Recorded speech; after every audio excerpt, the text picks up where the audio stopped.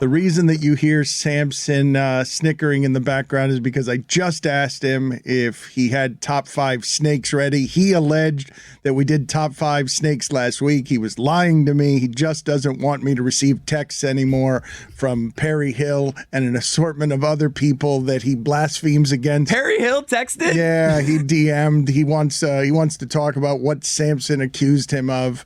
Perry Hill's on Twitter? I just want to talk to him about, good form. On infield play, yes. infield yes. defense play is what you want to talk to Perry Hill about. We'll get to Samson's top 5 snakes in a second. Roger Goodell made a big show yesterday of saying the Dolphins weren't tanking. We don't like tanking. We will not have tanking, integrity of the game, blah, blah, blah.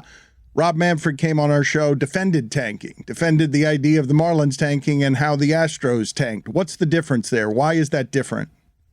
There is no difference. What Roger Goodell was referring to was throwing, not tanking. He knows very well that there are football teams who have to rebuild. Tanking is just another word for rebuilding. It's just a pejorative word, and it makes fans not have hope going into a season. So you never want to use the word tank. So we try to come up with names. We wouldn't say fire sale. We would say reevaluate, redevelop, rebuild. We would say there was another great word that Larry Beinfest came up with that escapes me right now that we would say when we would trade all our players, that we were adjusting. Oh, payroll flexibility. Yes, that was the word we came up with. We want payroll flexibility, which is why we traded away everybody with a long-term contract. Why the difference in the optics, though? Why is one commissioner saying we will not do tanking and the other one says, yeah, tanking's fine, tanking works sometimes? Well, Roger Goodell is dealing with an accusation that there are integrity issues on the field. That's not what baseball is dealing with. So Roger Goodell had no choice but to come out. And what do you mean that's not what baseball's dealing with? It was what baseball was dealing with the Astros losing 100-some-odd games a season before they got good, and it was what I was asking about as it related to the Marlins, which were the team that wasn't trying to win. Wait a minute.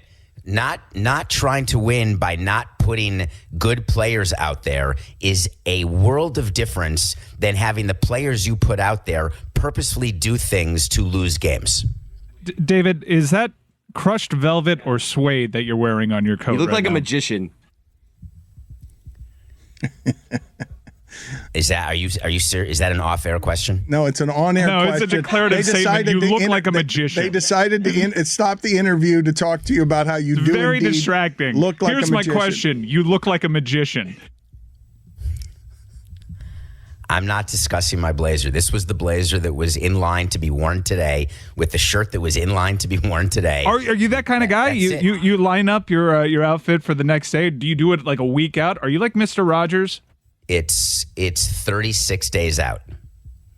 No. Or do you have like that Clueless closet where you're like all your suits rotate around? No, I have to do it manually. Oh, I do thing. all my rotations manually. I'm sorry? She just yelled poor. Yeah. What does poor have to do with That it? you're broke because you got to do it manually. Closet doesn't rotate You don't have a fully automated closet. Let me tell you something. But I rotate everything: underwear, socks, shirts, blazers, pants. I rotate dishes. How else do you not? Everyone does that. Everyone does that. You're an everyman. Not your dad, Chris. He wears the same clothes That's 2 true. or 3 days Besides in a row. him. He's the people's magician. Are you serious that you plan anything out 36 days in advance as it deals with wardrobe? You were joking, right? No, I'm not joking, but it's not planned. That's the whole point. It's a rack of blazers, and when I wear one, I then put it at the end of the rack, and the next day I wear the one that's up next. So, and I do that with shirts as well. So then you have a shirt and a blazer, which is what I wear on for nothing personal every day. So I don't have to spend a second deciding what I'm going to wear because it's there. Steve and Jobs that's the same over one. I'm sorry? Didn't Steve Jobs do that? Yeah, Obama too. Decision fatigue is what they were talking about. Elizabeth Holmes also. Who is your fashion inspiration, and why is it Mystery from VH1's A Pickup Artist? So this blazer is just, it says XXX collection. So maybe from 42nd Street. I'm not sure. Wait a minute. I don't know. What XXX collection? Hell yeah. I do not have expensive blazers at all. But why do you have pornographic ones? Why? This is a pornographic Yeah, blazer. you just said First X. of all, you don't wear blazers in porn. He's right. It's triple X. No, it's quadruple X, actually. Hell yeah. Here's the label. That's what it says. Quadruple X What is the material? What is the material? I don't know. Why are you this? We're really Shark spending skin. time on this. I will wear it if I ever come into studio, which God knows you'll have to ask John and Bimmel if that's ever going to happen. But if it does, I will wear this blazer and you can feel it. This looks like a jacket that Robert Evans would wear during the evening with a nice brandy and a cigar. You guys are really funny. You've never commented on a blazer before, and this is the least of my textural. What's the thing when you touch something? What is that word? I thought it was textural with textural. URAL, I thought. Maybe. You guys got it. This is the least of my textural blazers. Austin Powers wants his couch back. It's not a couch, I promise you, although it does feel nice. Now, if you ever go, and this just is fine because you don't watch my show, Nothing Personal with David Samson, the title of the show before it plays on YouTube, I'm wearing this exact blazer because CBS did a shoot to do the intro to the show, and this was the blazer that was in line to be worn that day. You look like the stand-up warm-up act before the Rat Pack. I'm not going to laugh at any of these. You said there's a distinction being made that I'm not making. No one was saying the Dolphins, the players were purposely tanking. No one is saying the players were trying to lose on purpose. But fielding a team that is no good with a payroll that is no good, that is filled with minor leaguers pretending to be a major league team, that is tanking. And one commissioner was okay with it publicly, and the other one is doing everything he can to camouflage it. Because of the Flores lawsuit. And what Flores was alleging, other than sham interviews and discrimination, et cetera, and minority coaches not getting a second chance, the bombshell of his lawsuit was Dolphins related, and Goodell had to deal with it. So he did an investigation, hired Mary Jo White, told Mary Jo White what to conclude, and concluded that the $100,000 per loss offer was not real, should not have been taken seriously, even if it had been said, which they said it may have been said by Stephen Ross, but that things were not done. So an example of throwing a game is when you're down by 2 points and you're in field goal range on 4th down and 4, instead of going to win the game by 1, you go for a touchdown and you throw it out of bounds, you turn the ball over and lose the game. The only time in That's recent years where we've been able to think that a football team might be doing that is that the Jets lost one of these games, allowing Ruggs to get behind the defense late on with no time left and a play that you're not allowed to let get behind you. But football doesn't have very many accusations of this kind of thing. No sports have very many accusations of this because that is the exact thing that we talk about. That's throwing games. That's the Black Sox.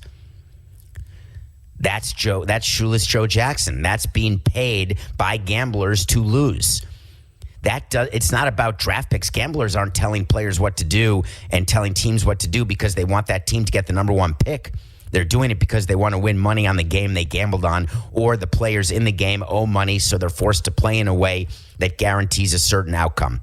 And it's hard to control winning. It's way easier to control losing. So you've got to be super careful when you're dealing with that. And the minute Brian Flores accused the Dolphins of potentially throwing games in order to win extra money, that had to be dealt with and shot down quickly, immediately. So Roger Goodell has always used the word tanking because he doesn't want to say throwing, but that's what he's referring to. What have you made mechanically, structure-wise, procedurally, of everything that's happened with Deshaun Watson? He's supposed to start against the Jags in a preseason game on Friday. The league is now recommending that he get at least 1 year, and the appeal comes back to someone that Goodell put in charge procedurally. Now, and the NFLPA is said to be really upset about this. They negotiated this. Goodell got the power, and now they're upset that they negotiated this. I love when the union does that, when there's something right in the collective bargaining agreement that's an advantage. What happens actually, just a little side story, after a CBA is done, you've got the player's side and the owner's side. They read the details of the CBA because they don't read the details before voting on it because it hasn't been fully written. You only really have an outline. Then the full CBA gets written. Then both sides read the full CBA. And then they submit a document, an internal document of places where you must take advantage of the benefits that have been granted in the CBA that the other side may not realize they gave up. And you make sure that you take full advantage of whatever gains you have gotten. So the NFL puts in place that any appeal in this sort of situation goes to Roger Goodell, and if he doesn't want to hear it, he gets to assign the person who can hear it. And by the way, you can't appeal the appeal. It is the final Supreme Court, and he can do whatever he wants, period. That is codified, but then when it is practiced, the players say, oh my God, this is so unfair. But this didn't just get made up by Roger Goodell and by the owners. This was negotiated and agreed to. So I have zero sympathy for the Players Association at all. They knew what they were doing, and it was gotten in a trade. The players got something related to revenue, related to the cap, related to salary, some sort of financial benefit the players got in order to give up this really appearance of fairness in this appeals process. But what I discussed on this morning is nothing personal. Is this Deshaun Watson situation, and everyone's saying that because he's playing the preseason game Friday night, now not Steve Harvey, I've done that on the show, Peter Harvey has to make his decision before Friday. It's so much better if Steve Harvey was. By the way, would be. It's the same thing. Are you wearing one of his jackets? Yes, he's full green, lime green, alligator skin shoes, and he's making the decision by pointing to a cardboard placard. Game show placard works as a word. I was just trying to help you out. 5 answers on the board, right? 100 people surveyed. How long should Deshaun Watson be suspended? 8 games. 8 games. 42. Good answer. Good answer. Good answer. Good answer. Hey, we're going to play, Steve. We're going to pass. So at the end of the day, Harvey is not making his decision any faster because Deshaun Watson is playing the preseason game. Because keep in mind, no matter what happens with Deshaun Watson and Peter Harvey, he's not playing week 1 or 2, 3, 4, 5, or 6. The only thing that is being discussed is how many games after 6 games will he not be allowed to play. Is it 0, so it stays at 6? Is it 2 more because it becomes 8? Is it 9 more and becomes 15? That's the only thing that Harvey is deciding. So the Browns know that Watson is not playing in week 1. However, unlike Major League Baseball, where a suspended player toward the end of the suspension can start playing minor league games and has a way to get ready to play major league games once the suspension is over, the NFL doesn't have that. There is no way for Watson to get into a game until it's an actual game that he's eligible to play. So if I'm the Browns, I need him playing in the preseason games because he's got to get game action, especially because he missed all year last year. David, what's up with that shoe behind you? There's just one shoe, inexplicably, a dress shoe behind you in your setup. Is that the shoe from Austin Powers? Who throws the shoe? Honestly. That is my daughter got married in January, and my son-in-law is a fan. They're all fans of F1. And so we all did shoeies prior to the wedding. And that is the shoe that was given to me for my shoey by my son-in-law. And it was a brand new shoe that I cleaned prior to drinking the alcohol out of it. And then I kept it and put it on set. A shoey is like when you chug a beer out of there, right? We did alcohol, but everyone chose whatever they wanted to drink. I did a shoey with vodka. Vodka, my man. What do you think of the Mets, David? What the Mets are doing? Their owner was loud, Steve Cohen, brash, and he's delivering in a way that Met fans must appreciate. It's funny because after the trade deadline, Dan, Met fans were apoplectic. They were despondent. The Mets haven't done anything. How could they not try to improve themselves? And I said again on Nothing Personal, I said, by the way, they got Jacob deGrom back. That's one of the great trade deadline ads in baseball. The Mets have a rotation you don't want to face in October with Scherzer and deGrom. The only question is, can they survive until October, and can they survive through October? Scherzer got dead arm in the World Series for the Dodgers last year. deGrom has a hard time staying healthy ever. Without those two, the Mets can go nowhere. With those two, they actually have a good chance. And the other thing I would mention is that the Mets pickups at the deadline were not sexy. But last year's World Series winner was the Atlanta Braves, and they were criticized mercilessly at the deadline because no one heard of or thought George Soler was going to be good, or Rosario or Adam Duvall from the Marlins, actually.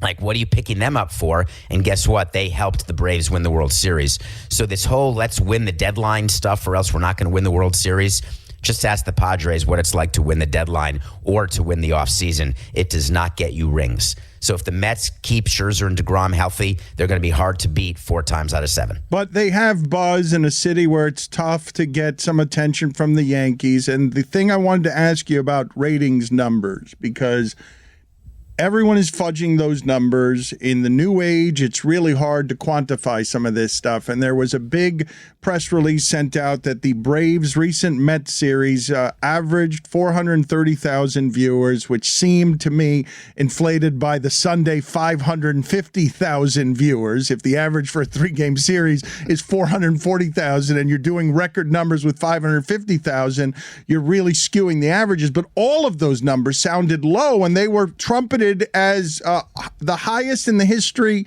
of the network. Those numbers sounded low to me for an important regular season series, 500,000 people at the high end. Yeah, I wish Skipper were here, because what we would tell you is that when you are figuring out what your rights fee is going to be or how much money these networks make, ratings have nothing to do with it. It's just sub fees. So the question is, how many TVs and how many streaming services have SNY, and what is the monthly payment that is made to have SNY? You add that up, you divide that by 162 games, and that is your fee per game and your overall fee during the course of a year. And what you know is that your monthly bill does not change when your team wins 120 games or your team loses 120 games. You're still paying the same monthly amount. So ratings never mattered. Like with the Marlins, when we negotiated our TV deal with Fox that Jeter rejected, nobody watches Marlins games. You know, our per game average, you know, you get 12,000, 20,000 people, and you're thinking, hey, that was pretty good. That did not impact at all what our rights fee deal was with Fox. You've said that before. I appreciate that you always let the fan know that they're not valuable at all and that all that matters is these rights fees. But those numbers... They are valuable, Dan. They're paying the monthly fee. But those numbers... Yeah, we don't care if you watch the game. Just have the channel. I understand that, and you've made that clear in the business of this. I'm asking you, though, the numbers themselves, do they sound high or low to you? Because when I think of 500,000 people watching a Mets game when the Mets are in first place and playing a division rival, that number sounds really small to me to be a record number. On a random day in August for a regular season game, it's outstanding. Okay. Because I just thought that baseball at its highest end, if it was breaking records, I'm not saying it's a bad number. If you're breaking network records, it's telling me that on the average Mets game, even in first place, they're not having very many people watch them if only 500,000 show up to watch the most important games and set the record. I mean, it's still local ratings, and they split that market with It's another New York, Yeah, though. but they split the market, too. They chop Can it in we do half. the math, though? If there were only 16 games, let's say that Major League Baseball, that every Major League Baseball game is 10 NFL games. Rough math, 16 NFL games, 160 Major League Baseball games. I know it's 17, 162, but just rough math. That's the equivalent, right? If that were a football game, right? Imagine 10 times the amount. If there were only 16 baseball games, you'd multiply that 550 by 10. That'd be 5.5 million people. If I told you that on a random Dolphins day, 5.5 million people were watching a game, what would you think of that This is number? my point. Why are 500,000 people watching highly questionable and 500,000 people are watching the most important Mets Braves games? Like those, that's my point. My point is that those numbers just sound small as an indictment of baseball, where it used to be, what it used to matter for the Mets to be in first place. Wait, is your number big? Are you saying 500,000 for HQ is big no, or small? I'm saying that's a small number too, and it shouldn't be the same as a Mets Braves game that matters. But the reason why it's national, HQ's number... It's yes, national versus thank you. local. And there's way more households with ESPN And than there are airports. with SNY. It's not even close. So 550 for HQ is like a Marlins number. That's right. And I don't mean that to be offensive. I'm It is saying offensive. that's the math. It is offensive. You are down on the Padres and big on the Orioles? No, I'm merely saying it's great. Owners want the Orioles to win. Even though they hate Angelos, believe me, and there's a huge fight going on with his sons right now over control of the team that makes the Pat Bolin fight look like it didn't even happen. That's how big the Angelos brothers fight is happening right now. That will result in the sale of the Orioles. It's going to be a forced sale of the Orioles that MLB is going to get itself involved in.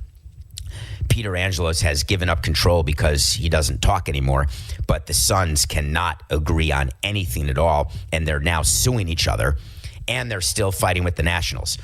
All of that said, when you have a low payroll team win like the Rays and now add the Orioles to that, that is what owners want to see, because when their GMs come to them and say, you've got to sign this guy and this guy and this guy, you get to say to them, how come the Orioles and Rays can win with low payrolls and we get big payrolls and lose? On the other hand, the union wants to grieve, and they will file a grievance against the Orioles like they do against the Rays and the Marlins and the Pirates, saying your payroll is way too low. Because if you can win with a low payroll, what are we going to do with our highly paid players when they only have a certain number of teams who could sign them? So this is a big deal if the Orioles make the playoffs. If the Orioles make the playoffs and the Padres don't, Tony Clark is going to get into the fetal position during the month of October. Who are the owners that the owners most hate? It was Peter Angelos, but now they don't hate him because he's not involved anymore. It's Artie Moreno now because of the way he is in league matters, right? It has nothing to do with the fact that the Angels stink and the Angels signed players. It has to do with the way the team is operated within the construct of a 30-team league. So he is the owner who owners have the biggest problem with. Who's the one they like the most? Who's the most popular of the owners? So Ron Fowler was very popular when he was the control person of the Padres because he's this very sort of laid back, interesting, smart guy. He was on the negotiating committee for the CBA before this one, but he gave up control to Peter Seidler, who's the new control person for the Padres. If I had to say, it's definitely not Steve Cohen because there's so much jealousy there. It's definitely not Mark Walters of Guggenheim because they hate the Dodgers and the fact that they throw so much money around. It's definitely not Monfort in Colorado because there's so much stuff that goes on there. Fred Wilpon was very popular as a Mets owner, I must tell you. He was hated in New York, but within the ownership room, an octogenarian white guy, by definition, you're going to be popular. So he was very popular. But current, Bob Nutting happens to be very popular, hated around the world because of Pittsburgh, but he's very much liked in the ownership ranks. Who's the most powerful owner?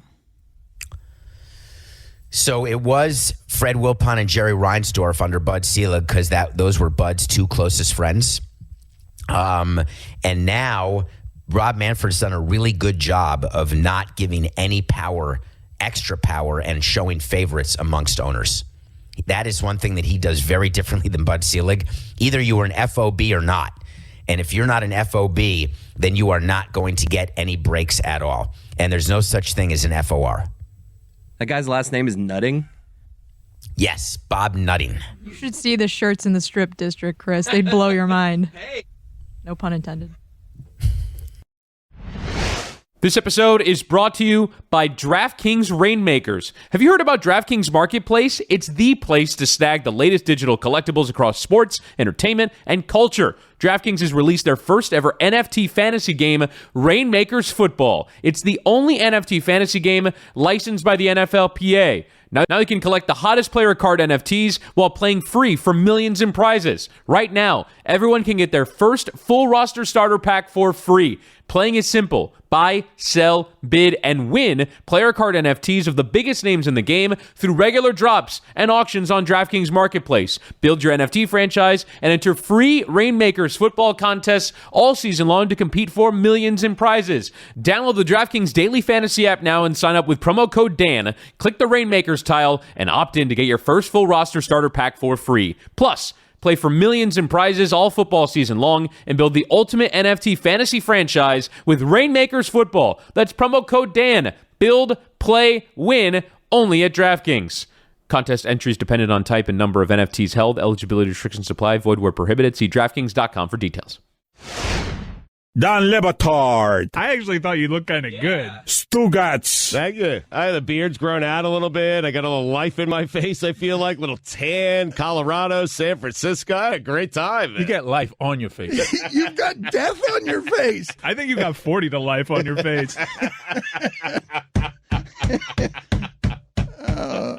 This is the Dan Le Batard Show with the Stugotz.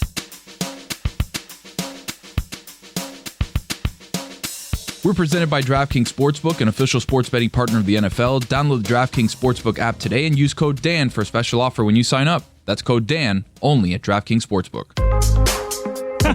Oh, you know what that music means? Of course you don't. It's brand new music. Where's the other music? We lost it in a purge.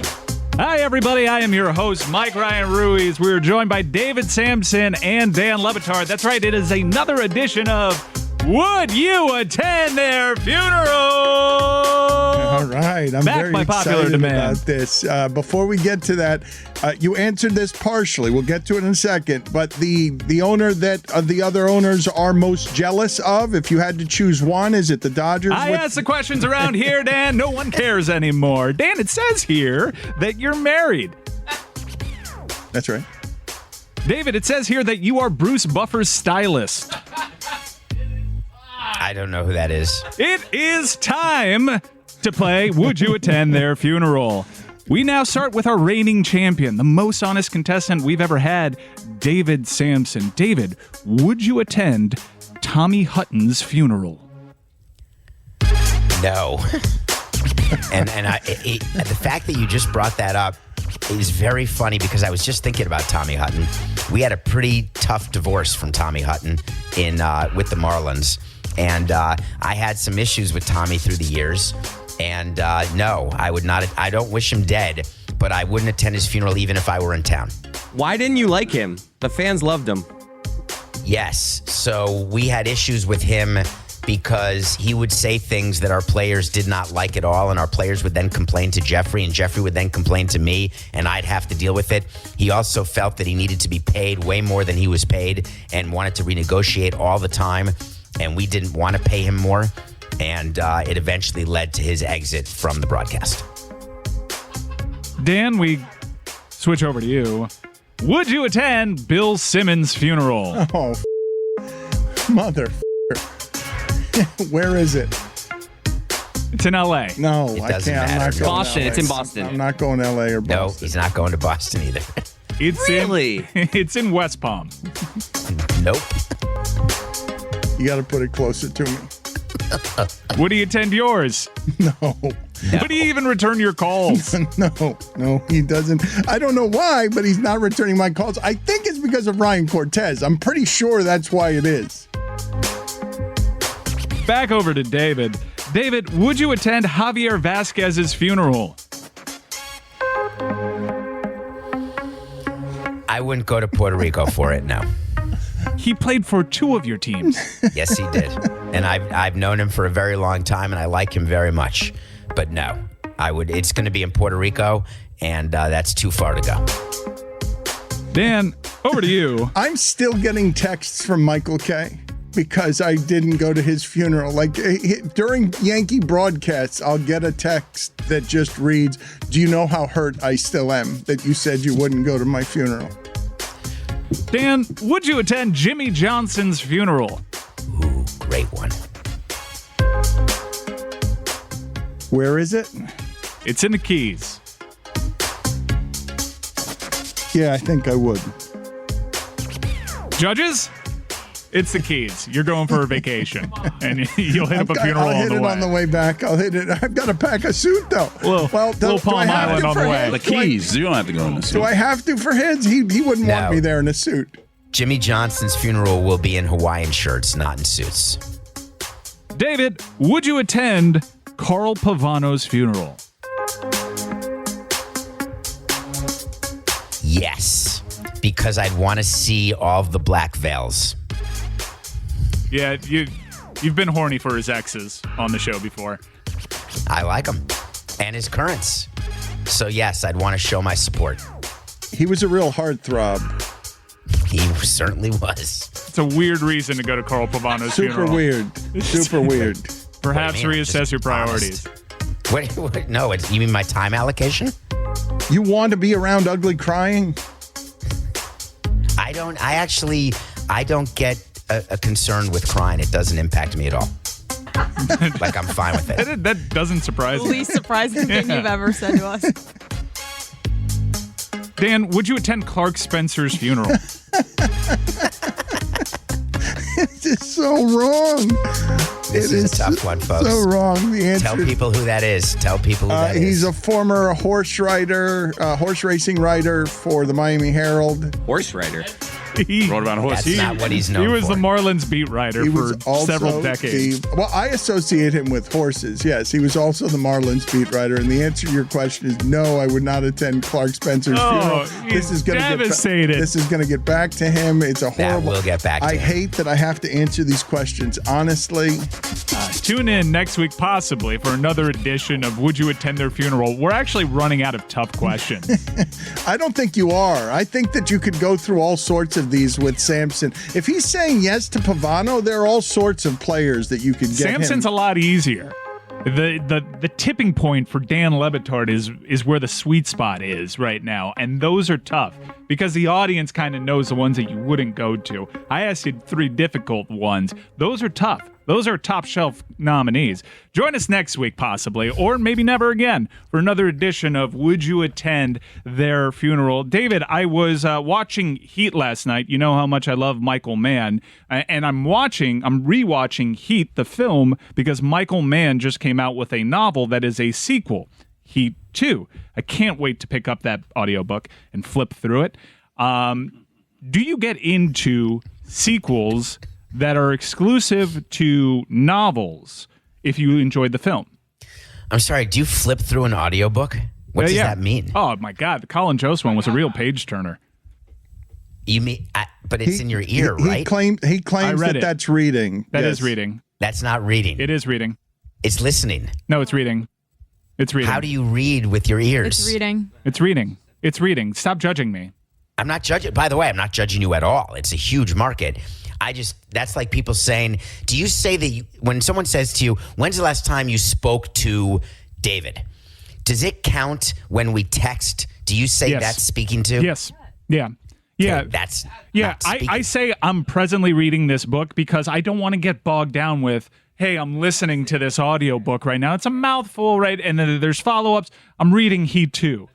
You don't have to how you say audio and listening. You just say I'm listening to you. No, you don't say you're listening because then Listening and people audio judge are you. synonyms. People think that you're stupid if you decide to listen to a book. I have eye fatigue. I have about 2.5 hours of commute daily. I like to use my time efficiently, and right now I'm also reading a book about the Chateau Marmont.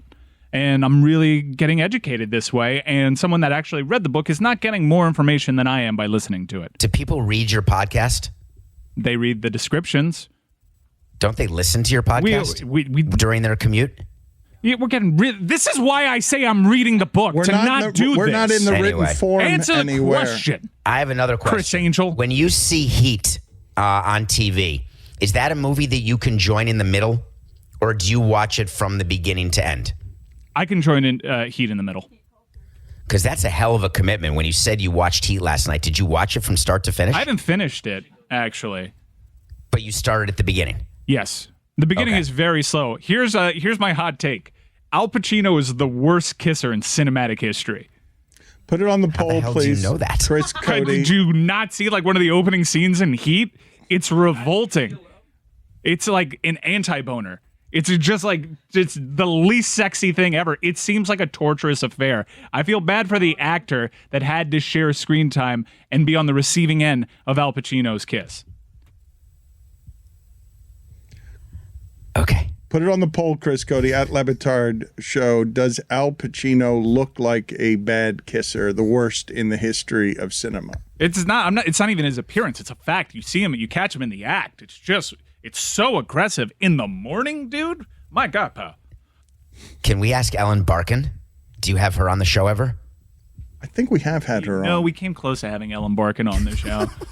What That's is one the, of like Stugotz, if you ask like top 5 guests that he'd want, it'd be all sports guys and then one non-sports guy, Ellen Barkin. what is the movie that you're... Is that Sea of Love? Yes, it is Yes. Sea of Love with Pacino. Yes. Where he's a terrible kisser in that one too. He was also a terrible kisser there, No, as but he is we in all can the we movies. can ask the question, can't we?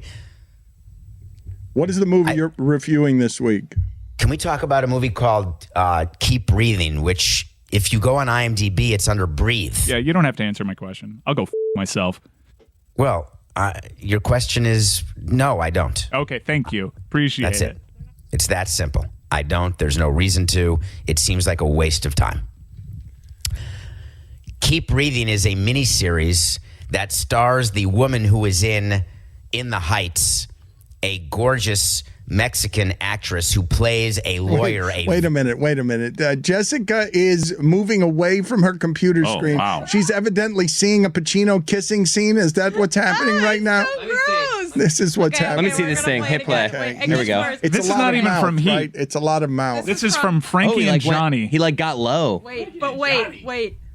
I'm okay with it so far. Okay, hold on. It's gonna get weird now. Okay. Look how wide his what's mouth he doing is. with his hand? He's- Whoa! Oh, he's kissing like Lloyd Christmas in Dumb and Dumber. I dig it. Not a fan. It's a lot of mouth, right? What are you cringing about? His mouth is Jessica? far too open. He's moving up and down with his head like he's getting underneath. Her He's- entire mouth is inside his mouth. Is he dodging like you would a speed bag? Like, is he moving in with his head? He's moving too much. It's went very low and, like, serpentine. Their teeth are hitting. Is there a chance this is personal preference? No. Because you're all judging. Most things are, David. Yeah. So I mean, I don't this think is Al a bad Pacino's kiss. co-stars complain about kissing Al Pacino. Like if you ask them the top 5 I best bet you they would. kissers. I bet you they I bet talk you they about it would. in Hollywood. I bet that you they Ellen would. Barkin gets I can't together. imagine 20 takes of that. Yeah. I just can't. He is I sucking think the that it's life the out of Michelle opposite. Pfeiffer. What if Michelle Pfeiffer were a bad kisser? Would you still kiss her in a movie?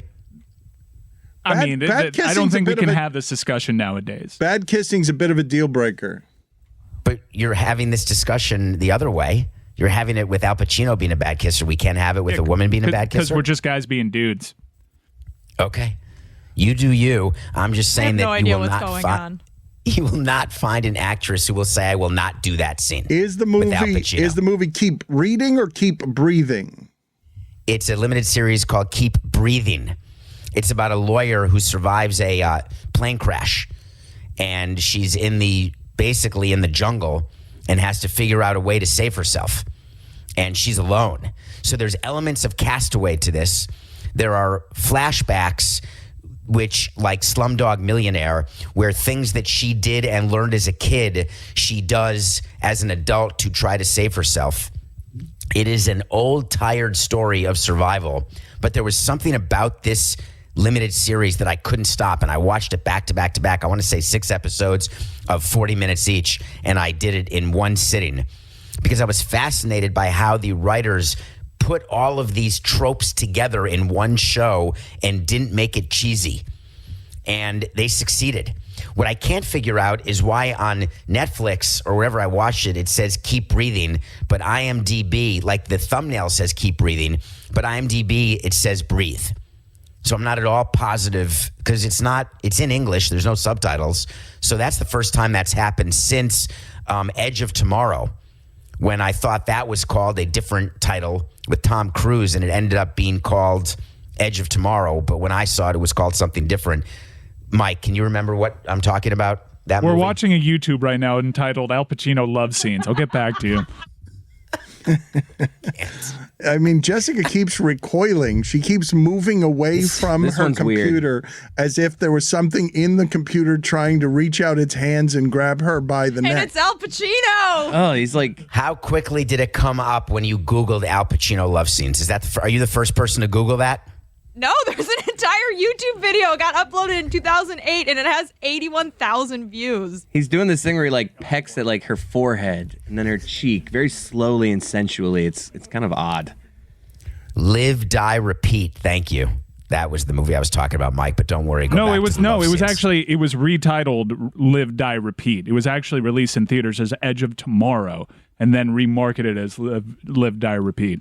So I don't know if Keep Breathing is being remarketed. It's being changed. I have no idea what happened. I just know it is well worth your time, and I wouldn't waste your time. So this is a series that you'll watch, and it will get you thinking what you're capable of when you need to be capable of it, and how you have no idea the lengths you can go to when your survival is at risk. Did someone say Ellen Barkin? Yes. She is hot. She always has been. He was off today. I don't know where he came from. What do you mean? Do you remember, were you jealous when she was married to Ron Perlman, Stugotz? What was that, Dave? Were you jealous when she was married to Ron Perlman? No, but I'm just David. I'm focused on Sea of Love. I'm focused on Pacino and Barkin. I have no idea what you asked me. I'm watching the scene right now. So Ron Perlman is one of the richest people in America. He owns Revlon, and Ellen Barkin was married to him, and it was a marriage that ended very poorly, but with Ellen Barkin becoming quite wealthy. Why do you look like a magician today? What's happening? I have a show after this. You do? A magic show? No, I need to supplement my annual income because of delays that are happening in You can get the rotating negotiations. closet. Hocus pocus. I mean, Hocus pocus pays, baby. See you later, David. We'll talk to you next week. Goodbye. see you, Dave.